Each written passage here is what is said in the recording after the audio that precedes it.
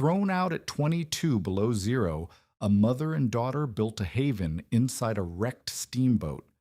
Silas Croft, who'd worked the Missouri 44 years, told her, "You'll freeze to death, you and that little girl." She had $11, one daughter, and needed to survive a Montana winter without shelter. On January 28, 1887, the temperature plunged to 63 below zero.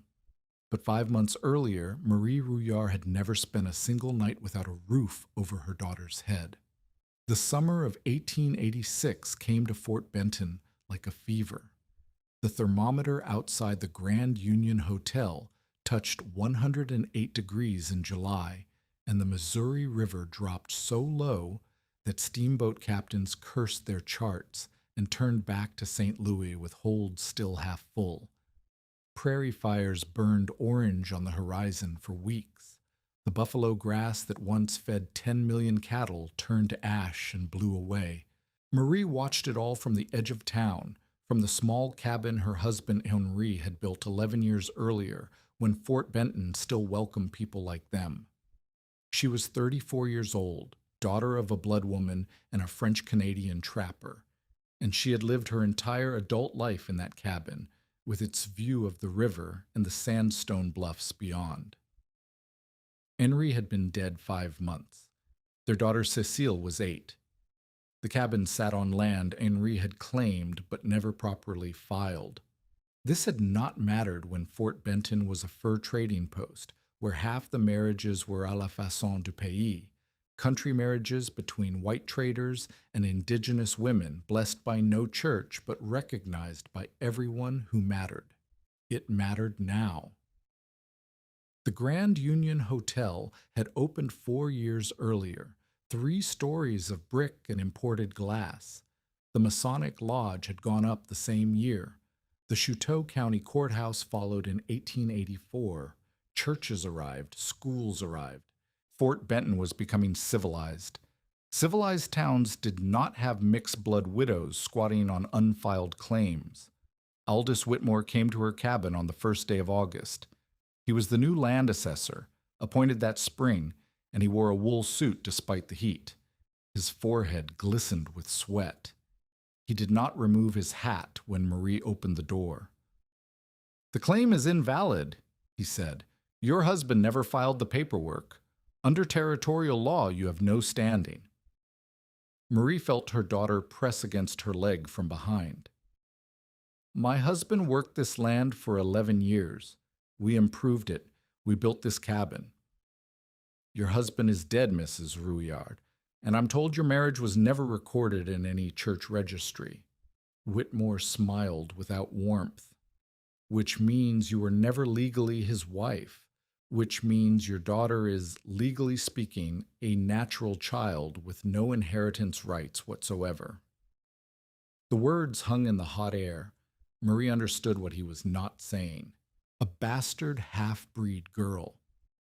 That was what Cécile was now in the eyes of the courthouse and the Masonic Lodge and the brick buildings rising along Front Street. "I'll give you until first frost," Whitmore said. "After that, this land goes to auction. If you're still here when the buyer arrives, I'll have the sheriff remove you."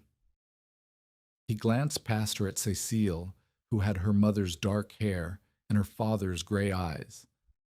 "The girl can be bound out to a good family, learn proper Christian values. Might be the best thing for her." Marie's hand found the door frame. Her knuckles whitened. "First frost," Whitmore repeated, and walked back toward town. The first frost came on September 29th. Marie had nowhere to go. Her mother's people, the Blood, were 400 miles north across the Canadian border, on reserve land she had never seen. Her father had died of smallpox in 1869. Henri's family in Quebec had never acknowledged the marriage. She had $11 in a tin beneath the floorboards, a daughter who still believed her mother could fix anything, and 6 weeks until the auction. She went to Silas Croft. Croft was 71 years old and had worked the Missouri River since 1842, 44 years of hauling freight, reading currents, and watching men die of cold. He had survived the wreck of the Chippewa at Disaster Rapids, the cholera outbreak of 1850, and 8 Montana winters that killed settlers by the dozen. If anyone in Fort Benton understood what it took to stay alive through a northern plains winter, it was Silas Croft. She found him on the levee, watching the low water lap against the stone. He listened without interrupting while she explained her situation. When she finished, he spat tobacco juice into the river. "Mom, woman alone can't winter on the Missouri," he said. "Not with a child. You know what a Montana winter does? The temperature drops so fast your spit freezes before it hits the ground. Your breath turns to ice on your face. Your fingers go white, then black, then they fall off." He looked at Cecile, who stood 3 paces behind her mother. "You'd need a proper cabin with a proper stove and 6 cords of dry wood minimum, more like 8 to be safe. You'd need food stores, salt meat, flour, beans. You'd need a man to hunt when the meat runs out." He shook his head. "You've got none of that. You've got $11 and a child who'll freeze to death because her mother was too proud to accept charity." "What charity?" Marie asked. "The church won't help me. The town council won't help me. You know what they call my daughter when she walks to the well." Croft looked away. He did know. "Then head south. Bozeman, maybe. Helena. Somewhere you can find work indoors until spring." "With what money? How far do you think $11 gets a woman and child on foot?" "Farther than staying here gets you." Marie stood very still. "Is there nowhere I can shelter? An abandoned cabin, a soddy, anything?" Croft laughed, a dry, humorless sound. "Every abandoned structure within 20 miles has already been claimed by men with rifles. There's nothing, Mrs. Rollard. There's nothing for you here." He turned his back to her. "Get that girl south before the river freezes. After that, there's no getting out at all." She didn't leave. She couldn't. The distances were too great, the money too small, the child too young. Instead, she walked the riverbank, looking for something, anything that might offer shelter. She found collapsed dugouts filled with drifted sand. She found cottonwood groves stripped of every dead branch by settlers desperate for firewood. She found the carcasses of cattle that had died in the summer drought, bones bleaching white in the autumn sun. And 3 miles downriver from Fort Benton, half buried in silt where the bank had eroded around it, she found the wreck of the steamboat Marion. The Marion had sunk in 1866, 20 years earlier, torn open by a snag during high water. The current had pushed the hull against the bank, and over 2 decades the river had silted around it, burying the bow and stern until only the midsection remained visible, a skeleton of oak ribs and iron fittings rising from the mud like the bones of some enormous animal. Most of the superstructure was gone, salvaged by settlers for lumber or burned for fuel during hard winters past. The paddle wheel had been stripped to its iron hub. The pilot house had vanished entirely, but the engine room remained, and within it, the boilers. Marie climbed down the eroded bank and stepped onto what remained of the main deck. The planking groaned under her weight, but held. She moved forward, past the rusted stumps of deck cleats, past coils of hemp rope rotted to black threads, into the shadows where the boiler deck still provided overhead cover. 2 boilers sat in their original positions, massive cylinders of riveted iron plate, each one 12 feet long and 4 feet in diameter. The fire doors gaped open, hinges orange with rust but still attached. The smokestacks had been salvaged, but the flue openings remained. Round holes in the boiler tops, 18 inches across, pointing at the sky. Marie stood in the cramped space between the boilers and the hull. It was perhaps 15 feet wide and 20 feet long. The overhead deck planking was intact, supported by iron cross beams that had been built to carry the weight of the boilers when they were full of steam. The hull itself was oak, 6-inch planks over white oak ribs, the seams caulked with oakum that had hardened to stone over 20 years. The space was dark and cold, and it smelled of river mud and rust and decay, but it was enclosed. It was solid, and it was hers. She brought Cécile the next day. The girl wrinkled her nose at the smell. "We're going to live here? We're going to make it livable." Cécile looked at the iron boilers, the rotting deck planks, the mud that squished under her feet. How? Marie didn't have an answer. Not yet. But she had noticed something on the walkover, something that made her heart beat faster despite herself. The temperature had dropped 15 degrees overnight. Frost rimmed the grass, and when she had touched the iron boiler with her bare hand, it had been warmer than the air around it. Iron held heat. She knew this from watching her mother cook over an open fire, using heated stones to keep food warm through a meal. She knew it from the cast iron stove Henri had installed in their cabin, which stayed warm for hours after the fire died. Iron absorbed heat slowly and released it slowly. That was why blacksmiths worked so carefully, because the metal remembered. These boilers weighed thousands of pounds each.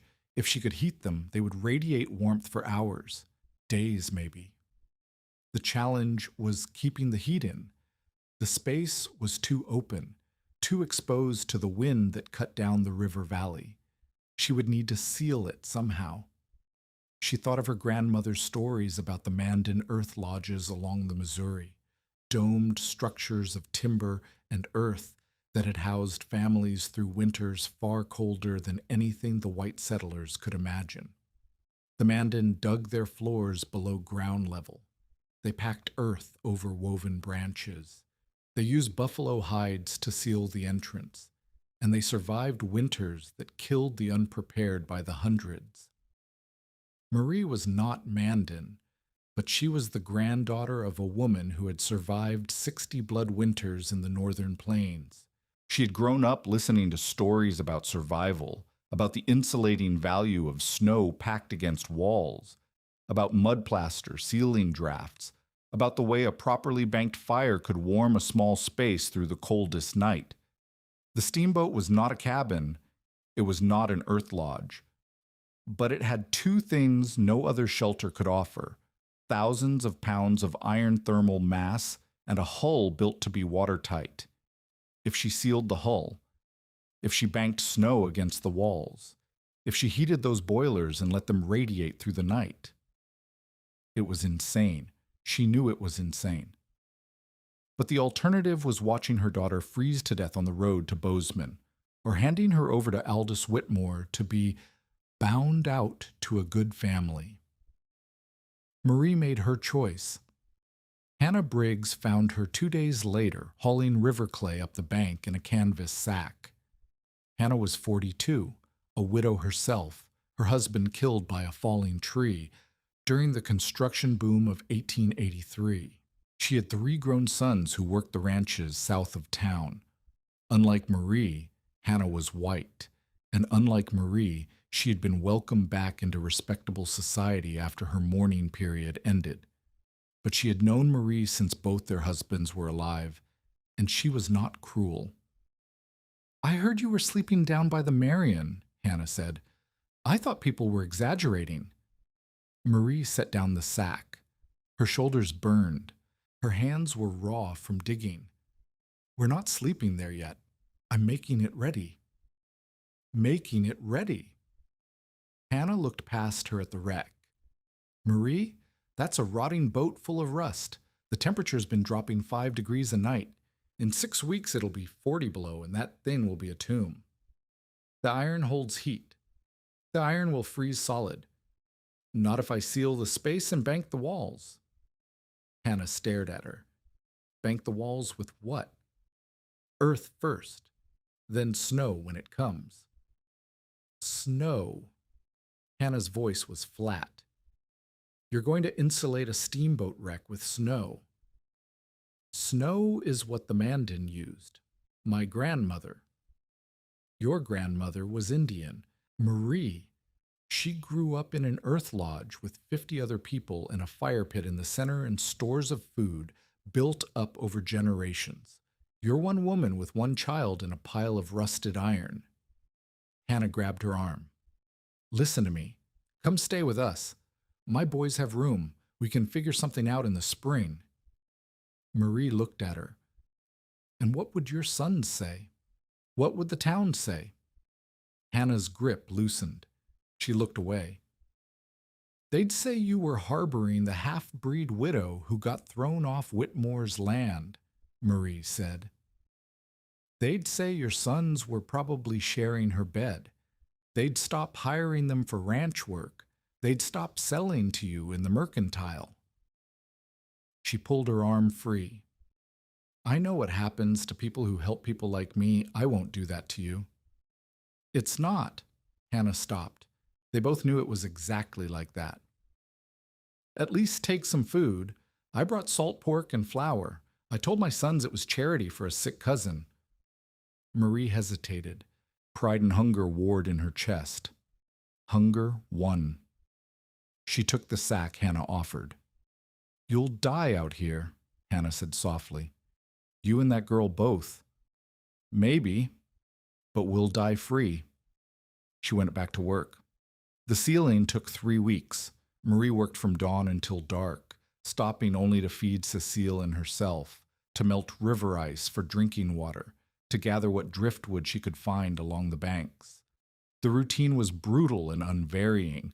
Dig clay from the riverbank, haul it to the wreck, mix it with dried grass pulled from the prairie above the bluffs, and press the mixture into every gap, every seam, every crack where wind might penetrate. She sealed the hull planks first, the exterior of the boat, from the waterline up to where the main deck met the hull. 20 years of weathering had shrunk the wood and loosened the original oakum caulking. Marie dug it out and replaced it with clay, reinforced with grass fibers, pressing it deep into the seams with her bare hands until her fingers bled. Then she covered the seams with a second layer of clay mixed with tallow she had rendered from a rabbit Cecile managed to snare. Inside the boiler room, she built false walls from salvaged deck planking, creating a smaller space within the larger one, a room roughly 10 feet by 15 feet, small enough that body heat and fire heat would accumulate rather than dissipate into the void. She hung buffalo robes from the overhead beams, relics from Henri's trading days, creating a low ceiling that trapped warm air near the floor.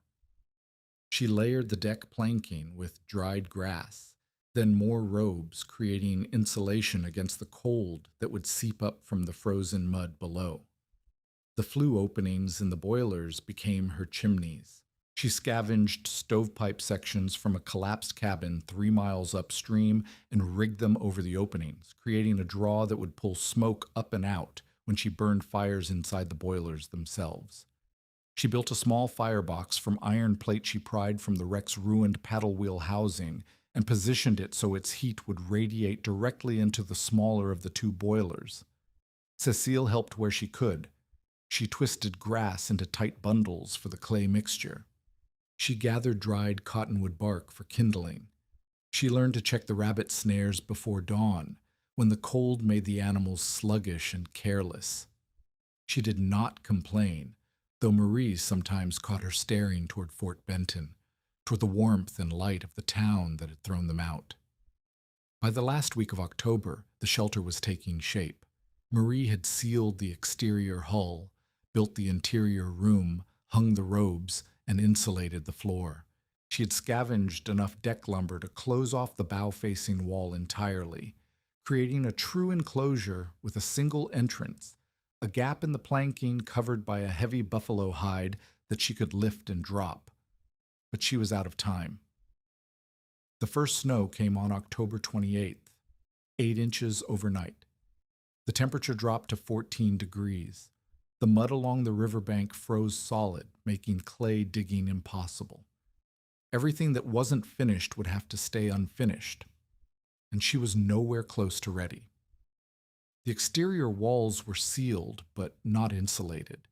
The snow banking she had planned, packing snow against the hull to create an insulating layer, hadn't begun because there hadn't been enough snow. The wood supply was dangerously low. She had perhaps 2 weeks' worth of cottonwood and salvaged lumber stacked inside the shelter, not nearly enough to heat the boilers through a Montana winter. The food stores were worse. She had 30 pounds of flour, 10 pounds of salt pork from Hannah's charity, a few pounds of dried beans, and whatever she could trap or scavenge. For 2 people, for 4 months, it was nothing. Silas Croft found her on the riverbank the day after the first snow. She was trying to chop frozen driftwood with an axe whose handle was cracked and whose blade was dull. He watched her for several minutes before speaking. "You're still here." Marie didn't stop chopping. "I'm still here. The river will freeze solid by Christmas. After that, there's no way out until April." "I know." Croft walked a slow circle around the wreck, studying her work. He touched the clay ceiling on the hull, examined the improvised chimney over the boiler flue, lifted the hide over the entrance, and peered into the interior space. When he came back, his face was unreadable. "You're trying to turn this into a Mandan lodge," he said. "Something like that." "It won't work. The Mandan had earth over their lodges, 2 feet thick. You've got nothing but a few inches of clay." "When the snow comes." "If the snow comes. And if it does, how do you pack it against walls that slope inward? The hull curves, woman. Snow won't stick to it." Marie finally stopped swinging the axe. Her arms trembled with exhaustion. "Then I'll build frames, lean lumber against the hull, and pack snow into the frames." Croft shook his head. "With what lumber? You've already stripped everything useful from this wreck. The cottonwood groves are picked clean. Every stick of wood within 5 miles is already spoken for." "Then I'll use something else. Willow branches, grass bundles, frozen mud." "You'll freeze to death is what you'll do. You and that little girl." Croft's voice was hard, but his eyes were not.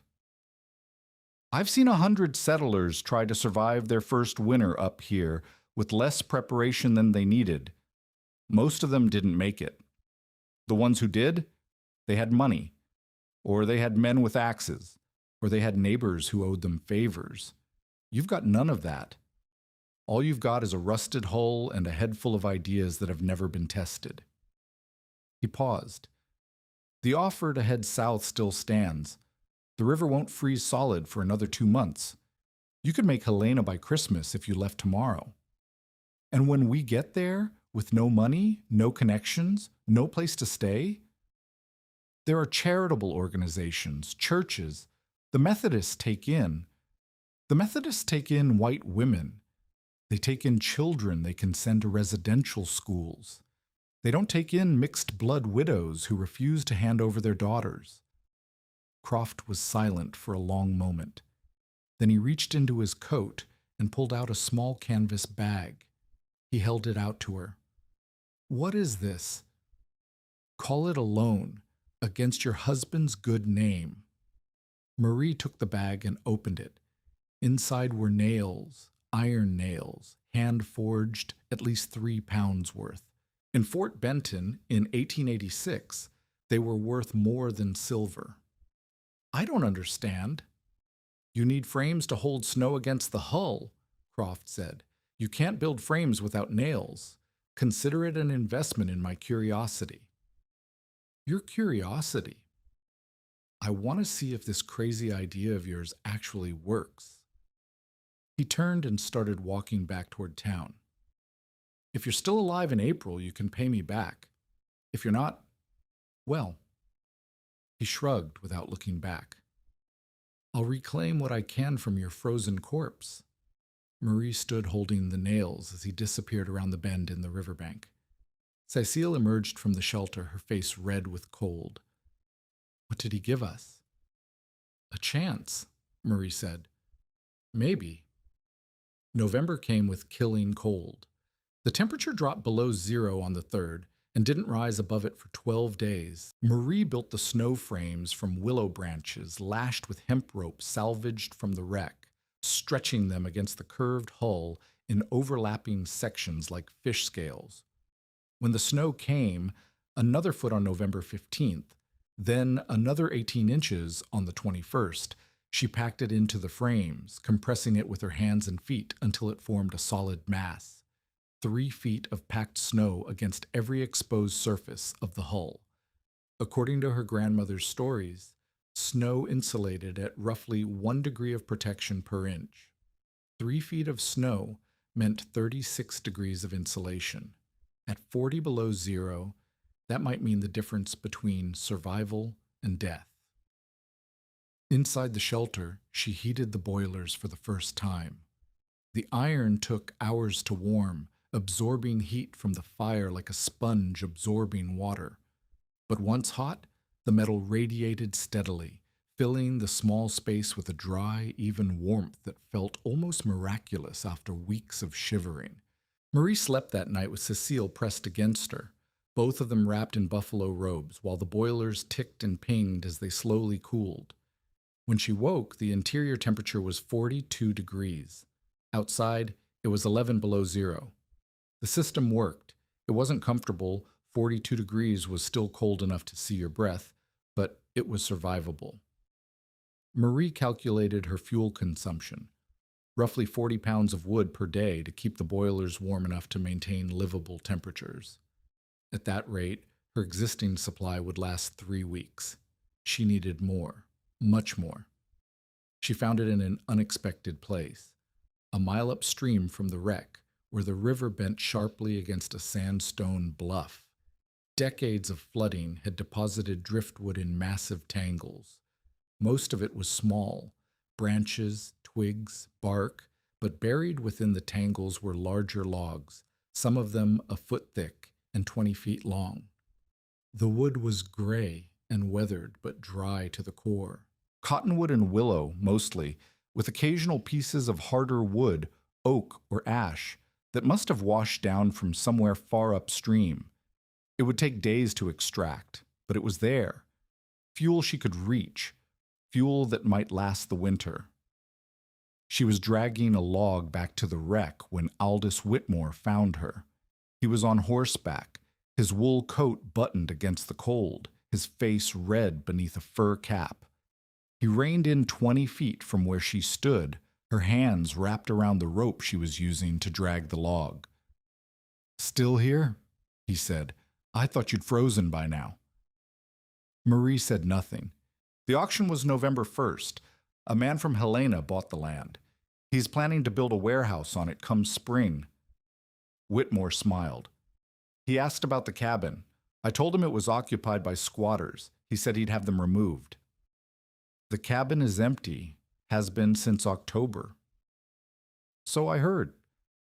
Word is you moved into that steamboat wreck downriver.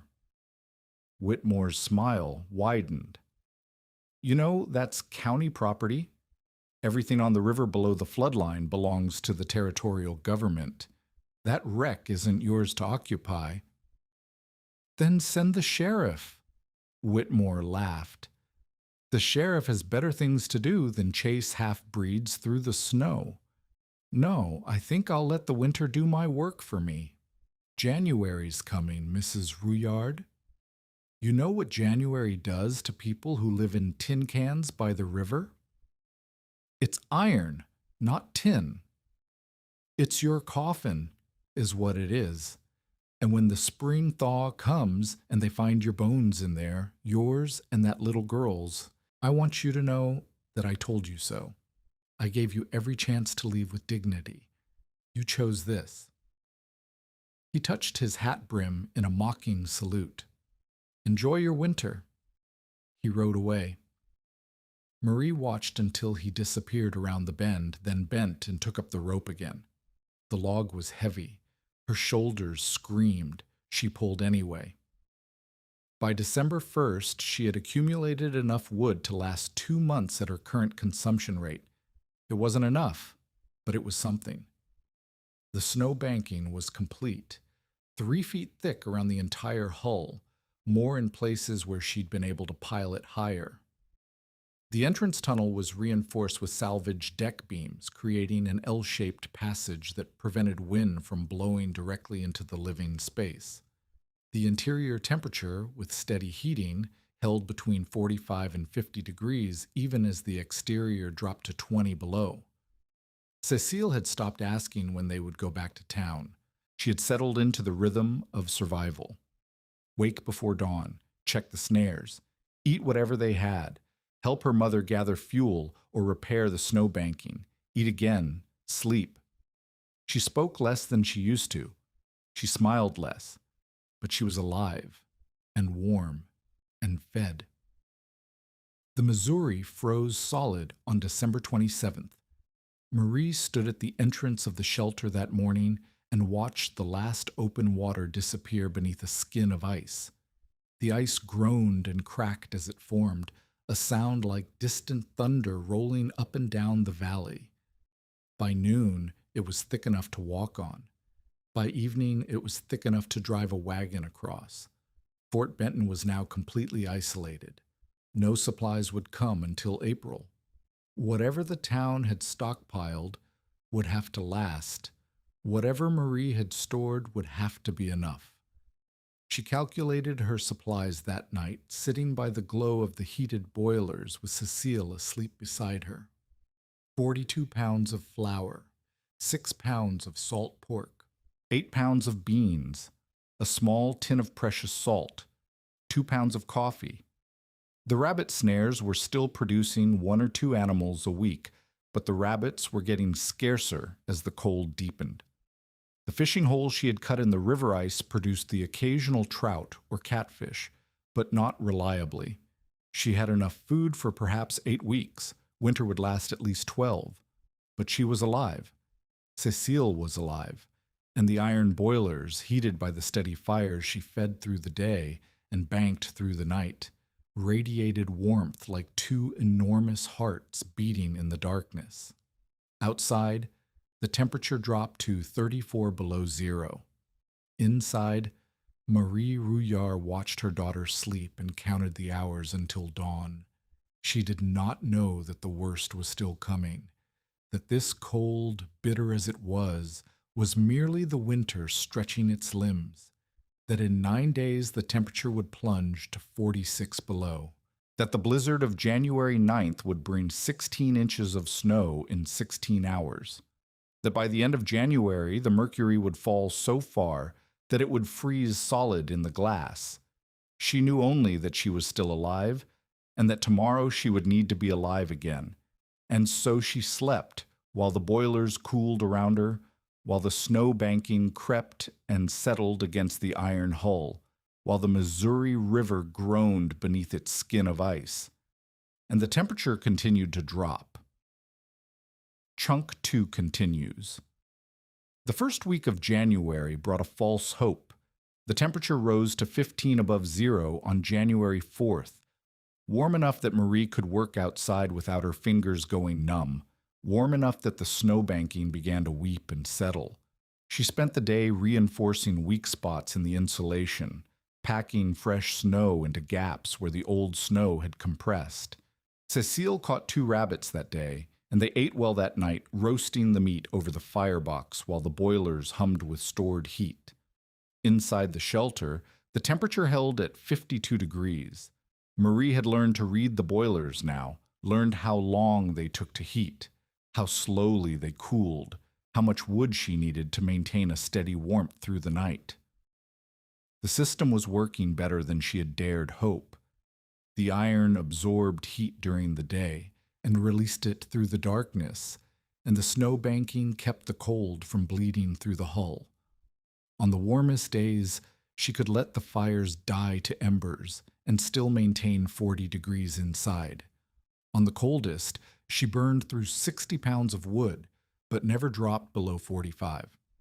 She had become, without intending to, a student of thermal physics. She noticed how the clay plaster on the interior walls stayed warmer than the bare iron, how the buffalo robes overhead trapped a layer of warm air near the ceiling, how the L-shaped entrance prevented drafts better than a straight passage would have. She experimented with banking the fires differently, with positioning heated stones near Cecile's sleeping area, with hanging wet cloth near the boilers to add humidity to the dry winter air. Hannah Briggs visited on January 7th. She came with more food, a slab of bacon, a bag of dried apples, a small jar of honey, and news from town. "2 families have already left," she said. The Hendersons packed up and headed for Helena before the river froze. The Mullers tried to wait it out, but their cabin started leaking heat so bad they couldn't keep it above freezing. They're bunking with the Petersons now, 6 adults and 4 children in a 2-room house. The Mullers had a proper cabin, Marie said. Log walls, shingled roof, a cast-iron stove. The logs were green when they built it, shrunk something terrible over the summer, gaps you could put your fist through. Hannah looked around the interior of the shelter, at the clay-sealed walls, the buffalo robe ceiling, the massive boilers radiating steady warmth. "It's warmer in here than it is in my house. Your house has more space to heat. My house has a proper stove and proper walls and a proper floor. This is a steamboat wreck." Hannah shook her head slowly. "I didn't believe it would work. I thought you'd be dead by Christmas." "So did everyone else." "How warm does it get in here?" 50 degrees on a good day, 45 on a bad one. It's not comfortable, but 50 degrees. Hannah laughed, a sharp, disbelieving sound. "Marie, there are cabins in town that can't hold 50 degrees. There are people burning through their entire winter wood supply trying to keep from freezing, and you're sitting in a rusted boat hitting 50 degrees. The iron holds the heat. The snow holds the heat in." "The iron holds the heat," Hannah repeated. "I've lived on this river for 19 years, and I never once thought about using a wrecked steamboat for shelter.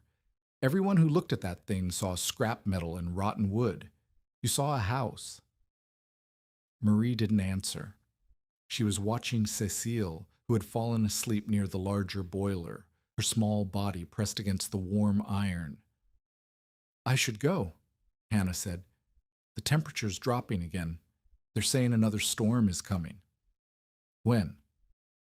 "Day after tomorrow. Maybe sooner." Hannah pulled her coat tighter. "Stay inside, Marie.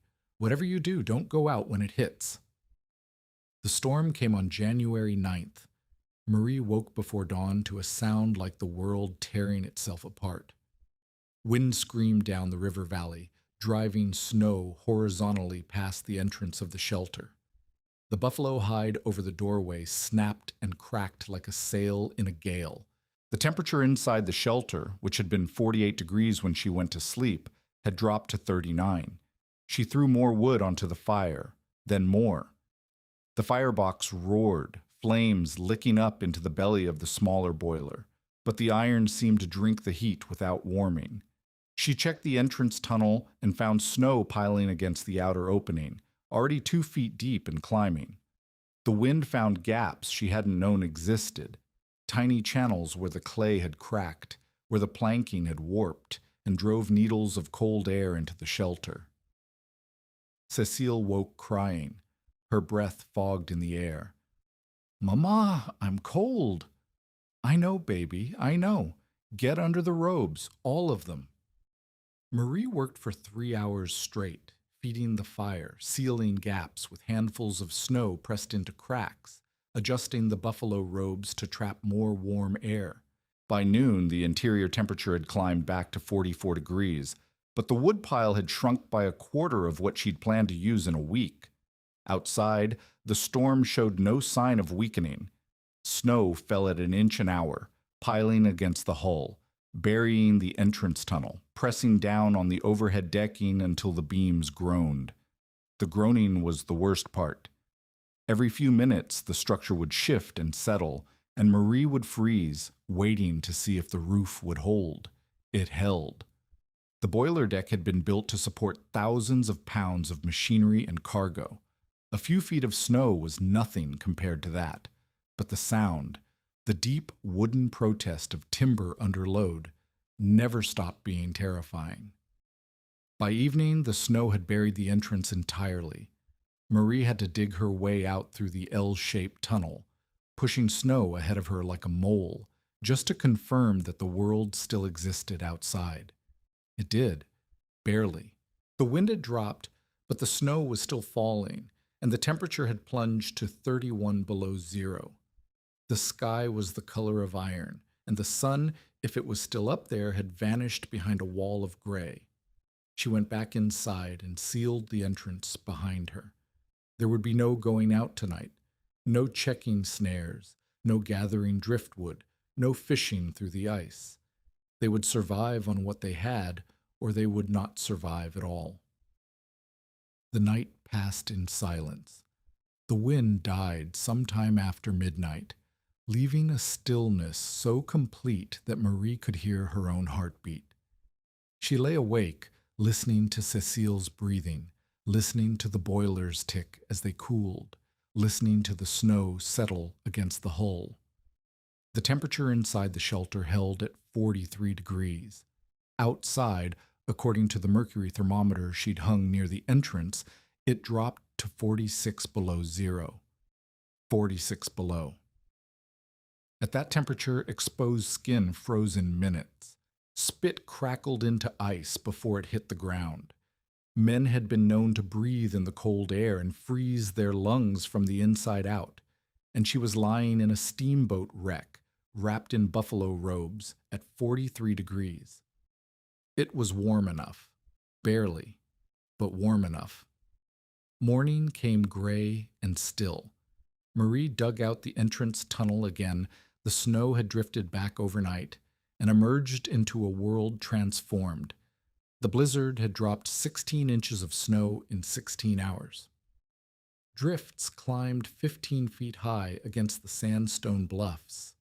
The river was invisible beneath a white blanket that stretched unbroken to the far bank. Nothing moved, no birds, no animals, no smoke from distant chimneys. She looked toward Fort Benton and saw nothing but white. That day, and the next after that, Marie and Cecile stayed inside. They ate sparingly, a handful of flour made into flatbread, a strip of salt pork, a few dried apples. They burned wood at half the rate Marie had calculated, rationing against the cold that showed no sign of breaking. The temperature outside rose to 22 below on the second day, then dropped again to 31 below on the third. Inside the shelter, the boilers held steady, radiating their stored heat, maintaining temperatures that would have been considered miserable in any other context but felt like salvation now. On the fourth day after the blizzard, Cecile developed a cough. It started as nothing, a tickle in her throat, a clearing sound she made every few minutes. By evening, it had deepened into a wet, rattling bark that shook her small frame. By the next morning, she was burning with fever. Marie pressed her hand to her daughter's forehead and felt heat like a stoveplate. Cecile's eyes were glassy, her breathing shallow and fast. She was 8 years old and weighed perhaps 50 pounds, and she was lying in a steamboat wreck 3 miles from the nearest human settlement with the temperature at 34 below zero outside. There was no doctor. There was no medicine. There was no way to get to town and no guarantee that anyone in town would help, even if Marie could get there. She had willow bark, the frontier remedy for fever, and she had water she could boil and steam to help clear congested lungs. She had warm blankets and a fire, and 2 massive iron boilers that would keep the shelter warm no matter how cold it got outside. It would have to be enough. She brewed willow bark tea and coaxed Cecile to drink it. She hung wet cloth near the boilers, creating a makeshift steam that filled the shelter with humid warmth. She piled every blanket and robe they owned onto her daughter's small body, then lay beside her, adding her own heat to the pile. She did not sleep that night or the next, She watched Cecile's chest rise and fall, counting breaths, listening for the rattle that would mean the infection had moved into her lungs. The fever peaked on the second night. Cecile's temperature climbed so high that she became delirious, calling out for her father, for the cabin they had lost, for things that existed only in her fever dreams. Marie held her and whispered and prayed to God she wasn't sure she believed in anymore. The boilers glowed red with heat, the firebox roaring, the interior temperature climbing to 55 degrees, the warmest it had ever been, because Marie could not bear to let her daughter be cold while she fought for her life. Sometime after midnight, the fever broke. Cecile's skin cooled, her breathing steadied. She opened her eyes and looked at her mother with something like recognition. "Mama? I'm here, baby, I'm here." "I had bad dreams." "I know, but you're awake now. You're safe." Cecile closed her eyes again. This time she slept, real sleep, healing sleep. Marie lay beside her and wept silently, her body shaking with exhaustion and relief, while the boilers ticked and cooled around them, and the temperature outside dropped to 38 below zero. The fever had broken, but the winter had not. On January 28th, the great blizzard descended. Marie had thought she understood cold. She had thought the 46 degrees below zero of January 9th was as bad as it could get. She had been wrong. The temperature that morning was 12 below, almost mild by January standards. But the sky had a color she had never seen before, a greenish gray that seemed to press down on the earth like a physical weight. The air was utterly still. No wind, no sound, nothing.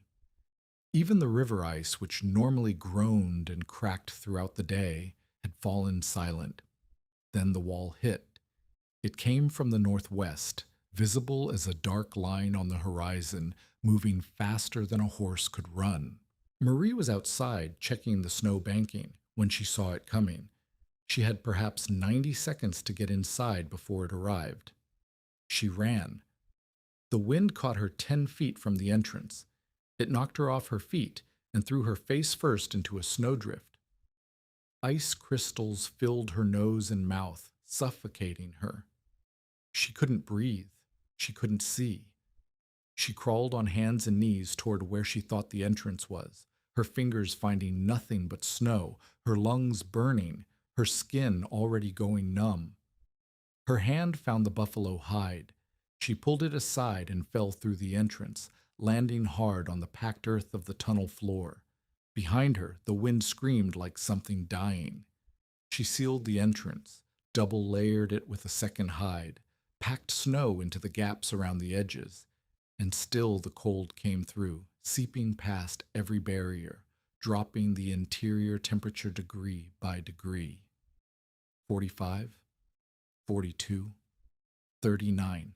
She fed the fire until the firebox glowed white. She heated stones in the coals and placed them around Cecile, who was still weak from the fever, still coughing, still too fragile for this. She hung every robe and blanket they owned across the interior space, creating pockets of trapped air. And still, the temperature dropped. 36, 34. Outside, the mercury fell off the bottom of the thermometer. Later, she would learn that the temperature had reached 63 degrees below zero, cold enough to freeze kerosene, cold enough to crack iron, cold enough to kill a healthy man in minutes. At the time, she knew only that the cold was a living thing, a predator trying to claw its way through every defense she had built. The boilers saved them. 5,000 pounds of iron heated to 200 degrees over the preceding days, radiating stored heat into the shelter even as the fire struggled to keep pace with the cold bleeding through the walls. The thermal mass did what thermal mass was designed to do. It smoothed out the peaks and valleys, absorbing heat during the warm times and releasing it during the cold. Even as the firebox roared and the flames consumed wood at 3 times the normal rate, the boilers held steady, their massive iron bodies giving up their stored warmth degree by grudging degree. The temperature inside the shelter stabilized at 33 degrees. It was cold, cold enough that Marie's breath fogged constantly, cold enough that the water bucket froze solid overnight, cold enough that she had to keep Cecile pressed against the boilers just to keep her from shivering into exhaustion. But it was not freezing. It was not killing cold. It was survivable. For 3 days and 3 nights, the blizzard raged. Visibility dropped to nothing. The entrance tunnel filled with snow, refilled every time Marie dug it out. The woodpile shrank to half, then a third, then a quarter of what it had been before the storm. On the second night, they ran out of salt pork. On the third morning, they ran out of flour. Marie fed the fire with deck planking she pried from the hull above. She fed it with willow branches she had gathered months earlier and stored in a corner against exactly this kind of emergency. She fed it with anything that would burn, anything that would keep those boilers warm, because she understood now that the boilers were the only thing between her daughter and death. And then, on February 3rd, the storm stopped. The silence was almost as shocking as the wind had been. One moment the world was howling chaos. The next, it was utterly still. Marie dug out the entrance tunnel. It took 2 hours. The snow was so deep and emerged into a landscape she did not recognize. The snow had buried everything. The cottonwood groves along the riverbank were white mounds with only their highest branches visible. The sandstone bluffs had vanished behind drifts that climbed 30 feet or more. The wreck itself was nearly invisible, just a slight bulge in the snow where the hull pressed up from beneath. And in the distance, where Fort Benton should have been, she saw smoke.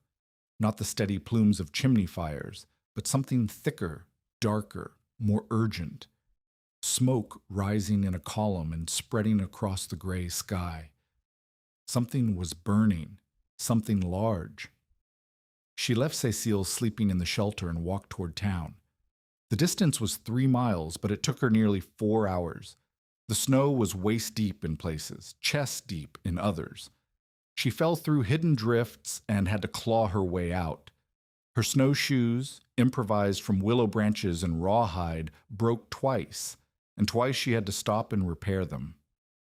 By the time she reached the outskirts of Fort Benton, the sun was already dropping toward the western bluffs. The smoke was coming from what had been the Muller cabin. A crowd had gathered around the ruins. The cabin's roof had collapsed under the weight of the snow, the same snow that had buried Marie's shelter, pressed down by the same wind that had tried to claw through her walls. The green log walls had buckled outward when the roof fell. Fire had broken out from the overturned stove, spreading through the wreckage before anyone could stop it. The Mullers had not been inside. They had moved in with the Petersons 2 weeks earlier, when their cabin started leaking heat. But the Petersons' cabin was now housing 12 people instead of 6, and their wood supply was nearly gone, and the temperature outside was still 42 below zero. Marie found Silas Croft standing at the edge of the crowd. His face was gray with cold and exhaustion. "You're alive," he said. "I'm alive." "I thought—" He stopped. "We all thought you'd frozen weeks ago. Whitmore's been telling everyone you and the girl were dead, that he'd send men to collect the bodies come spring." Whitmore was wrong. Croft looked at her for a long moment. Then he asked, "How? That wreck has no stove, no proper walls, nothing. How did you survive this?" "The boilers hold heat. The snow holds it in." "The boilers?" Croft's eyes widened. "You heated the boilers?" "I built a firebox inside one of them. The iron absorbs the heat and radiates it out. With the snow packed against the hull, the space stays warm enough to survive." "How warm?" 33 degrees during the worst of it. 45 on a normal day. Croft stared at her. Around them, the crowd was beginning to notice the half-breed widow they had all written off as dead, standing in the snow, alive, talking about temperatures that seemed impossible. 33 degrees, Croft repeated slowly. During the blizzard, when it was 60 below. The iron stores the heat. You have to keep feeding the fire, but the iron gives back what you put in, spread out over hours. It's like a battery. A battery. For heat. Croft was silent for a long time. Then he did something Marie had never seen him do. He removed his hat. Mrs. Rouillard, he said, I believe I owe you an apology. I told you that you'd freeze to death in that wreck. I told you a woman alone couldn't survive a Montana winter without a proper cabin and proper supplies. He looked at the smoking ruins of the Muller place, then back at her. Seems like I had it backwards. Your improper shelter kept you alive while the proper ones are falling down around our ears. I didn't do anything special. I just used what I had. What you had was a rusted hull and a head full of ideas. Croft put his hat back on. I'm starting to think that's worth more than green log walls and cast iron stoves. Word spread through Fort Benton like the fire that had consumed the Muller cabin. Within 2 days, Marie had visitors at the steamboat wreck, settlers who had heard about the woman living in the hull, who wanted to see for themselves how she had survived what had killed their cattle and threatened their families. She showed them everything: the clay ceiling on the hull, the snow banking, now 6 feet thick in places where the drifts had piled up, the interior space with its buffalo robe ceiling and layered floor insulation, the firebox feeding heat into the boiler, and the boiler radiating it out. It's not complicated, she told them. Iron holds heat. Snow holds it in. You just need enough mass to store what you put in and enough insulation to keep it from escaping. But we don't have steamboat boilers, one woman said. We have stoves. Then heat stones. Pile them near your stove during the day. Let them absorb the heat, then move them around the cabin at night.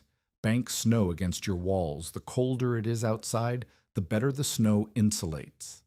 Seal every crack, every gap, every place the wind can get through. The cold isn't what kills you. The drafts are. Hannah Briggs came on the 3rd day after the storm. She brought her eldest son, a young man named Thomas who had spent the blizzard trying to keep his mother's cabin from losing all its heat through the gaps in the walls. Show us, Hannah said. Show us everything. Marie showed them. Thomas took notes on a scrap of paper, sketching the layout, writing down the dimensions, recording the way the firebox connected to the boiler flue. When they left, he was already talking about building something similar at his mother's place, not a boiler, but a pile of stones heated by the stove and positioned to radiate through the night. It could work, he said. If the mass is big enough and the insulation is tight enough, it could work. It does work, Marie said. I'm still alive. The hostile skeptic found her the next day. Aldous Whitmore rode up to the wreck on a horse that looked half dead from cold. His face was red and raw, his eyes narrow with something that might have been anger or might have been fear. I heard you've been giving tours, he said without dismounting, showing everyone your little project. People asked. I showed them. People are saying you survived the blizzard better than half the cabins in town. People are saying your ice cave stayed warmer than their proper houses. It's not an ice cave. It's an iron hull with snow insulation. And yes, it stayed warm. Whitmore's jaw tightened. You were supposed to freeze. You were supposed to die out here and prove that I was right to throw you off that land. I'm sorry to disappoint you. Do you know how many cattle died in that storm? Do you know how many men froze trying to save their herds? 7. 7 men dead in 3 days. And you're sitting in a rusted boat with your half-breed daughter, warm as toast, telling everyone who'll listen about your Indian tricks. Marie felt something cold settle in her chest. They weren't tricks, they were survival. They were an embarrassment. You made this town look like fools. Your town threw us out. We survived anyway. If that embarrasses you, that's not my concern. Whitmore's horse stamped and snorted, breath steaming in the cold air. For a moment, Marie thought he might dismount, might try something. But there were people watching now, Thomas Briggs and two of his brothers, standing near the wreck with tools in their hands, observing the exchange. "This isn't over," Whitmore said finally. "The territorial government still owns this land. Come spring, I'll have you removed. Come spring, I'll be happy to leave, but I'll leave alive, which is more than you expected." Whitmore jerked his horse's head around and rode away without another word. Thomas Briggs walked over to where Marie stood. "That man has a lot of hate in him. He thought I would die and prove him right. Now he has to live with being wrong. Some men can't do that. Then that's their burden, not mine." By the end of February, the worst of the winter had passed. The temperature still dropped below zero most nights, but the killing cold, the 60 below that had frozen cattle standing up and men in their tracks, did not return. The snow began to settle and compress, though it would be April before it truly melted. Marie emerged from the shelter into a changed world. The town that had cast her out now wanted her knowledge. Settlers she had never met came to study her methods. Thomas Briggs built his mother a heating system based on what he had seen, a ring of stones around the stove, heated during the day and radiating through the night, combined with snow banking against the exterior walls. It worked so well that the Petersons, still housing the displaced Millers, asked him to build one for them too. By March, there were 7 households in Fort Benton using some variation of the technique Marie had developed. By April, when the first steamboats of the season fought their way up the ice-choked Missouri, the number had doubled. She never charged for the knowledge. She shared it freely with anyone who asked, demonstrating the principles, explaining the physics, helping people understand why mass mattered and why sealing mattered and why snow, properly packed, properly positioned, was not an enemy but an ally. "Heat is just energy," she told them. "You can't create it, but you can hold on to it. Everything I did was about holding on." In the spring of 1887, Marie Rouillard and her daughter Cécile left the steamboat wreck that had sheltered them through the deadliest winter in Montana's recorded history. 14 families in and around Fort Benton had adopted some version of her heating methods during the final weeks of winter. More would follow in the years to come. Marie did not return to Fort Benton. She traveled north with Cécile, crossing the Canadian border in May, eventually reaching the blood reserve where her mother's people had settled after the treaties. She lived there for the rest of her life, raising her daughter among her grandmother's kin, teaching the old ways of surviving cold that she had adapted and proven in the belly of a rusted steamboat. She died in 1912 at the age of 60 and was buried on the reserve beside relatives she had never known as a child. Silas Croft had told her on that October day when she first asked for help that a woman alone could not survive a Montana winter. He had said the words with the certainty of a man who had watched 44 years of settlers try and fail. "You'd best find a husband or head back to wherever you came from before you get those kids killed." On January 28, 1887, when the temperature plunged to 63 degrees below zero and the blizzard buried Fort Benton under 15 feet of snow, Marie Rouillard and her daughter huddled in a steamboat wreck wrapped in buffalo robes, while 5,000 pounds of heated iron radiated warmth into the darkness. The boilers ticked and cooled. The snow banking held the heat in. And in the shelter her hands had built from rust and mud, and knowledge older than any courthouse or Masonic lodge, a mother watched her daughter sleep through the coldest night in Montana history. The iron remembered. So did she.